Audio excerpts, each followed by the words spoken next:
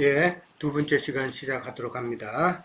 자, 6절까지 아까 했었죠. 자, 7절에 들어갑니다. 7절.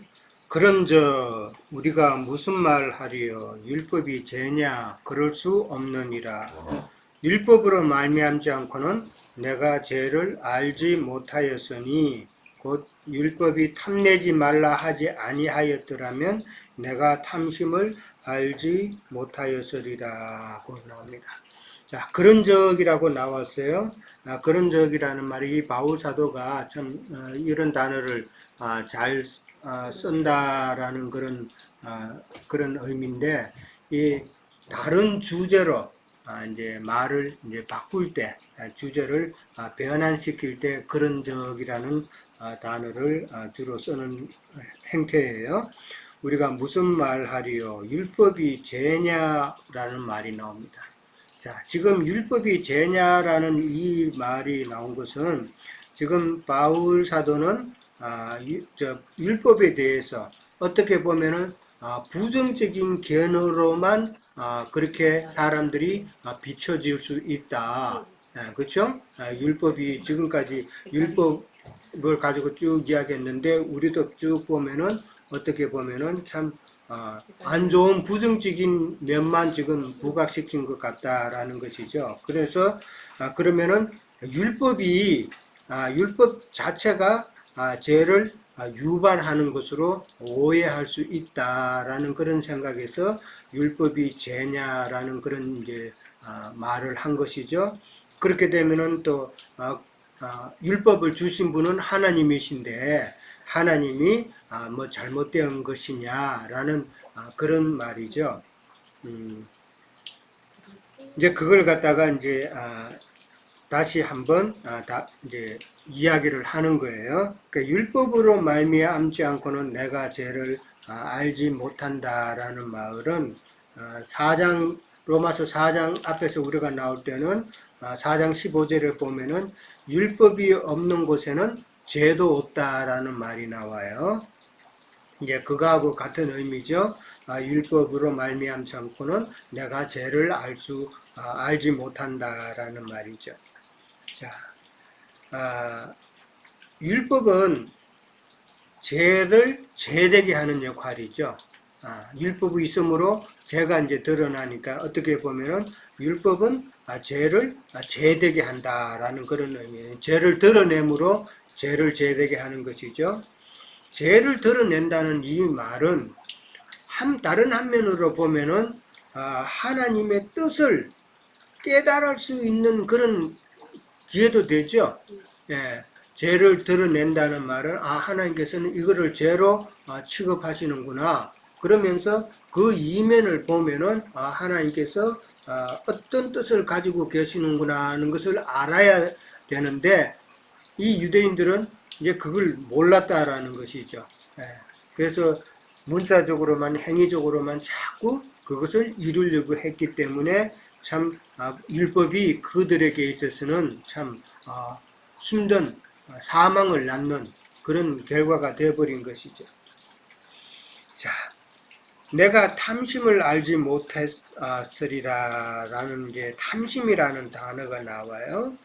7절하고 8절에도 보면은 탐심을 이룬다라는 말이 나와. 그래서 7절과 8절은 이제 탐심에 대한 그런 말이 또 나옵니다. 그래서 7절을 통해서 이제 바울이 율법이 죄냐 그럴 수 없느니라 이 말을 한 것은 바울의 그 율법에 대한 견해는 첫째는 율법으로는 구원을 이룰 수 없다라는 말을 강조했잖아요. 구원을 이루지 못하고 다만 율법으로는 죄를 깨닫게 하는 것이다 라는 것을 지금 바울은 강조하고 있잖아요. 그리고 율법을 통해서 죄가 역사하여서 탐심을 이루게 한다라는 그게 이제 7절에서 나오는 거예요. 내가 탐심이라는 7절, 8절에 가면은 율법을 통해서 죄가 우리 속에서 역사해서 탐심을 이루게 한다라는 그런 이야기죠. 그러니까 8절에 넘어가면은 그러나 제가 기회를 타서 계명으로 말미암아 내 속에서 온갖 탐심을 이루었다라고 그럽니다. 이는 율법이 없으면 제가 죽은 것이다. 뭐 그거는 늘 지금 여러 번 반복돼서 나왔죠. 율법이 없으면은 죄는 죽은 것이죠. 예. 자, 여기 제가 기회를 타서라는 말이 나옵니다. 이 말은 이제 기회를 타서라는 말은 기회를 엿보다가 그것을 취한다는 그런 의미예요. 예, 그냥 뭐 기회만 보는 게 아니라 이게 무슨 어떤 내용이죠? 마치 사자가 딱 웅크려 가지고 기회만 엿보고 있다가 딱 어느 정도 거리가 되고 상황이 딱 만들어지면은 넉달같이 다가가서 짐승을 잡아먹죠. 네, 그러한 모습이 지금 마귀의 모습이다라는 것을 이제 설명하는 거잖아요. 네. 이제 사자도 근데 수사자는 사냥을 잘 해 못해요. 사자가 사냥할 때 보면 암사자가 다 사냥하죠. 수사자는 사냥 못해요. 왜 못해요? 얼굴이 너무 커가지고 적에게 다 노출이 되잖아요. 쉽게. 예. 그래서 수사자는 사냥 잘 못해요. 다만 이제 다른 다른 짐승하고 싸울 때나 수사자가 쓰는 것이지, 이제 먹는 거는 지금 사람도 마찬가지잖아요. 어떻게 보면 먹는 거는 아내가 먹는 거 다 장만하듯이 사자도 수사자가 먹는 걸 다 장만한다는 거죠. 예. 뭐 엉뚱한 이야기로 갔는데, 그러니까 제가 기회를 타는 그 죄의 모습은, 죄는 마귀잖아요. 마귀의 모습은 참 맹수와 같은 그런 모습이다라는 것을 이제 표현하는 것이죠. 계명으로 말미암아 내 속에서 온갖 탐심을 이루었다라는 이 말이 나옵니다. 이 말은 제가 기회를 타가지고 계명으로 말미암아 계명을 통해서 내 속에서 온갖 탐심을 이뤘다라는 이 말인데, 이 말은 우리 속에 있는 그 죄의 그 요구가 있잖아요. 우리 속에 있는 그 죄의 요구에 따라서 그 죄의 요구가 계명을 이용한다는 것이죠. 계명을 교묘하게 이용해 가지고 그걸로 통해서 자기의 탐심을 이룬다라는 그런 내용이거든요. 이 구절의 그 뜻은. 그러니까 이 말은 무슨 말이에요? 우리가 잘 아는 그 중세 시대의 그 십자가 운동이라는 게 있죠. 십자가 전쟁 참. 십자가 전쟁 같은 경우도 그런 거잖아요. 그 사람들이 이슬람교하고 그 처절한 그 정말 너무나도 오랜 기간 동안 전쟁을 처절하게 하잖아요. 그런데 전쟁을 하는 데 있어서 기독교인들이 뭐를 내세워서 전쟁을 해요? 하나님의 말씀을 내세워가지고 그거를 갖다가 내세워가지고 전쟁을 치르잖아요. 결국은 전쟁을 치르는 목적은 뭐예요? 자기네들의 그 기득권을 유지하기 위해서 전쟁을 치렀잖아요. 예매한 사람들 다 죽게 만들었잖아요. 그에 다 하나님의 말씀이 일하고 우리는 하나님의 백성으로서 하나님을 내세웠단 말이에요. 말씀을 내세웠단 말이에요. 지금 그거하고 생각해 보면은 그 우리 속에 있는 그 죄, 그 사탄의 그 욕심을 이루려고 그 사탄은 계명을 교묘하게 이용을 한다. 그래서 계명으로 말미암아라고 우리가 생각해 볼 수 있죠. 그래서 자기의 탐심을 이루는 그 모습이 사탄의 모습이다. 그러니까 종교인들, 큰 종교인들은 다 지금 교황도 마찬가지죠. 지난 주중에 1500년대에 그 프랑스라는 나라에서 참 서로 종교 간의 싸움이 일어난 그 역사, 세계사를 잠깐 본 적이 있어요. 거기에 보면은 원래 프랑스는 그 프랑스 왕이 카톨릭이었어요. 카톨릭이었는데 그렇게 지내오다가 이제 켈빈이나 루터가 나오면서 신교가 생겼죠. 신교가 생겨가지고 카톨릭과 신교 간에 이 싸움이 이제 벌어진 거예요. 싸움이 벌어졌는데 가톨릭 사람들이 이 신교를 믿는 같은 프랑스 백성들을 갖다가 다 몰살시켜요. 하루에 몇천 명씩 죽고 사람을 모아놓고 그러니까 그 공주의 결혼식에 다 모이도록 해가지고 가톨릭 사람들이 신교의 사람들을 갖다가 찔러 죽이는, 그래서 수천 명이 죽는 그런 내전이 일어나는데, 그 내전의 그 내용도 보면은 다 왕들이 자기 권력을, 그 다음에 교황들이, 가톨릭의 지도자들이 자기의 그 기득권을 유지하기 위해서 그렇게 종교심을 내세워서 사람들을 격동시켰다라는 것이죠. 그러니까 마귀가 악한 것만 가지고 그렇게 사람을 격동시키지 않는다. 꼭 하나님의 말씀을 이용을 해서 그렇게 참 일으킨다라는 것을 우리는 좀 생각을 해봐야 되는 것이죠. 자, 그 다음에 탐심이라는 단어를 우리가 한번 생각해 볼 건데, 탐심이라는 것은 우리가 욕심이잖아요. 어떤 면에서 보면은 이 욕심, 탐심은 다른 그 행동처럼 겉으로 드러나는 게 아니죠. 어떻게 보면 내면의 그 엄밀한 부분에서 일어나는 생각이잖아요. 그렇기 때문에 우리는 이게 드러나지 않으니까 죄라고 생각 안 할 수도 있다라는 것이죠. 예를 들어서 내가 복권을 사가지고 미국의 복권을 한번 당첨되면 몇억 불이 몇억 불이 되죠. 예, 그 어마어마한 금액인데 세금을 다 떼더라도 그 절반은 목돈으로 일시적으로 챙기는데, 복권 사는 사람들 한 번쯤 자기가 복권에 당첨되었을 때 그 생각 한 번씩 다 해보죠. 그냥 이거 재미로 하는 거야 라고 하지만은, 내가 복권이 당첨되면은 내가 뭐도 사고 어떻게 쓰겠다는 그 상상을 한 번씩은 다 하잖아요. 이제 그게 죄가 아닌 것처럼 생각할 수가 있지만은 사실은 그게 죄의 근본이잖아요. 예.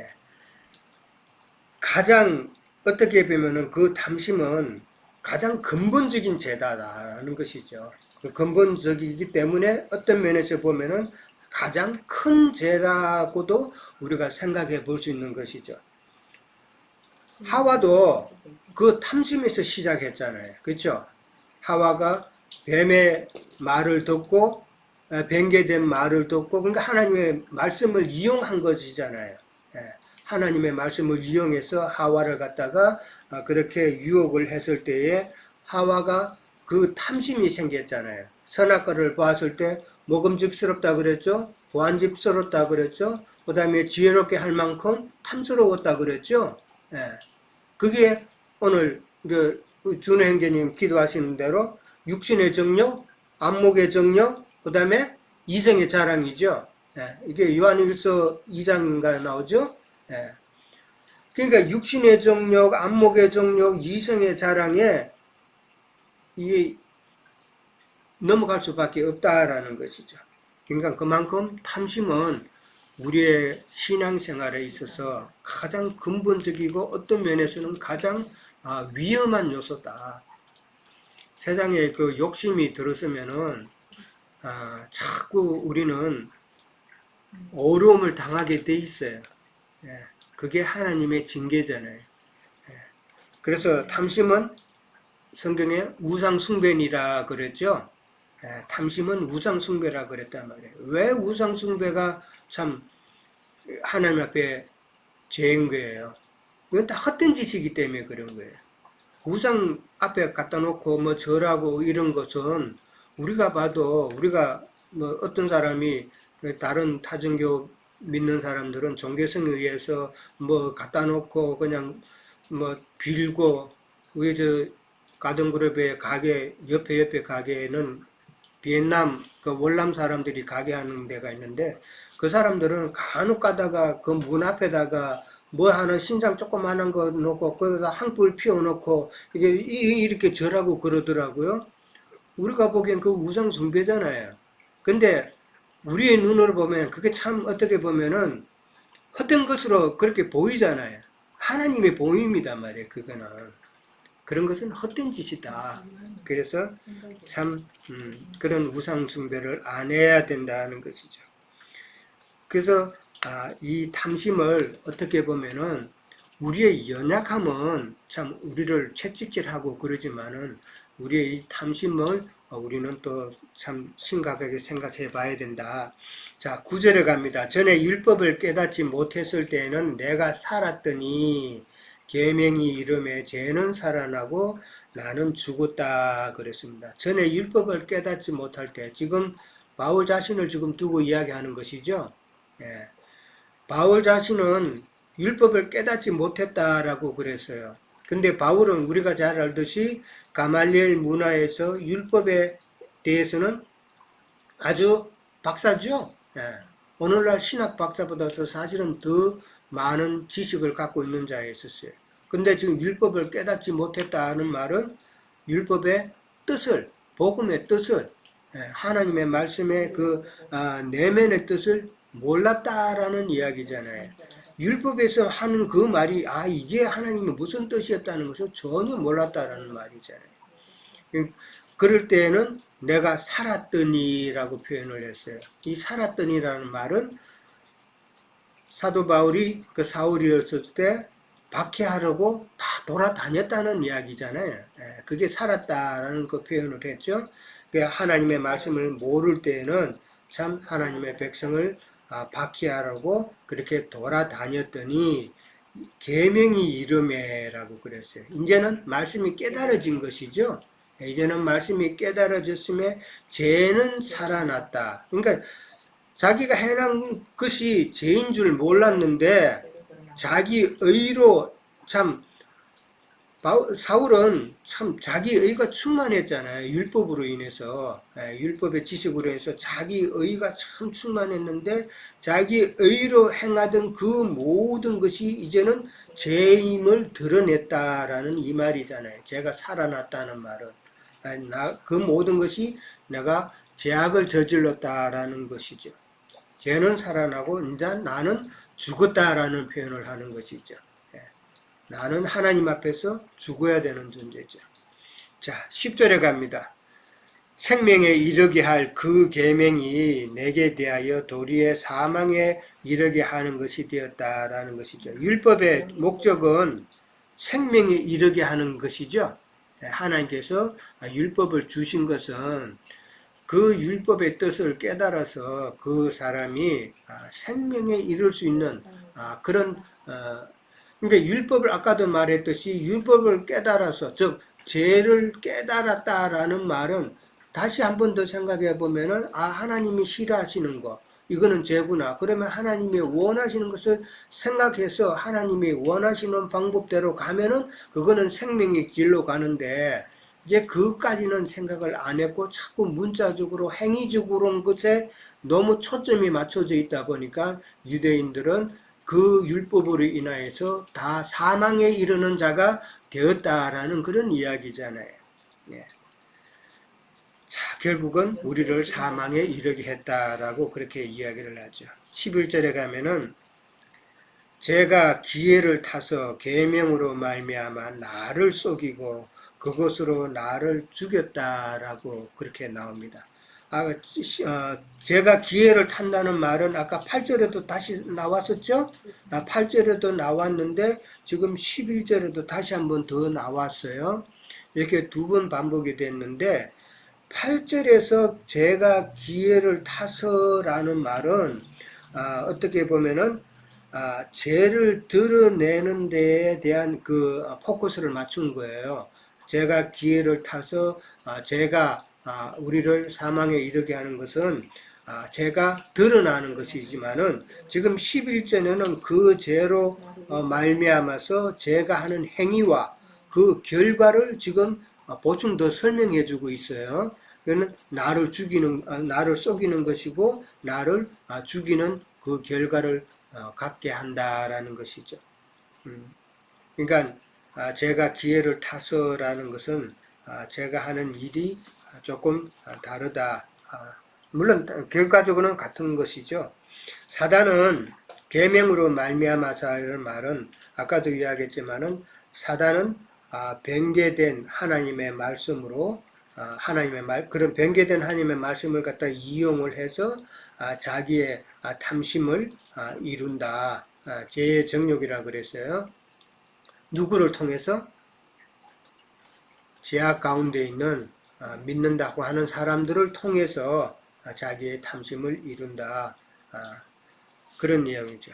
근데 나를 속이고 그것으로 나를 죽였다라고 그랬어요. 무엇으로 속여요? 다른 영, 다른 예수, 다른 복음으로 다 속이죠. 예. 오늘도 지금 일요일 주일이라고 그러면서 많은 사람들이 지금 예배당에서 지금 예배 드리고 있는데 결국은 지금 속임을 당하는 거 아니에요. 예. 속임을 당하면은 그 결과 어떻게 된다고요? 결국은 죽는 거잖아요. 예. 속임의 결과는 속이는 것은 그 영혼을 죽이기 위한 것이다라는 것을 이해를 해야 된다라는 것이죠. 그러니까 속이고 죽인다라는 이 말은 사람이 하는 것이죠. 그렇죠? 우리가 누구한테 사기당했다 그러면 사람한테 사기를 당하는 것이지 사람 위에 다른 물건한테 사기당한다는 표현은 안 하잖아요. 그렇죠?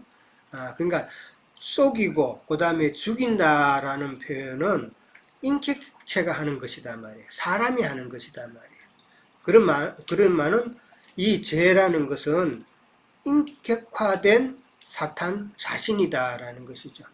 죄라는 것이 인격화된 사탄이다. 그렇게 이해를 해야 되는 것이죠. 그러니까 이 사탄의 특징이 속이는 자라고 그랬잖아요. 그만큼 이 속이는 것은 그냥 다른 걸로 완전히 다른 말로 속이는 것이 아니다. 자, 말씀을 가지고 참 비슷하게 해가지고 참 또 어떻게 보면은 악한 모습으로가 아니라 선한 모습으로 그런 모습으로 참 속이고 또 결국은 그것으로 통해서 그 영혼을 죽이는 것이 사탄의 역사다라는 것을 우리는 생각해야 됩니다.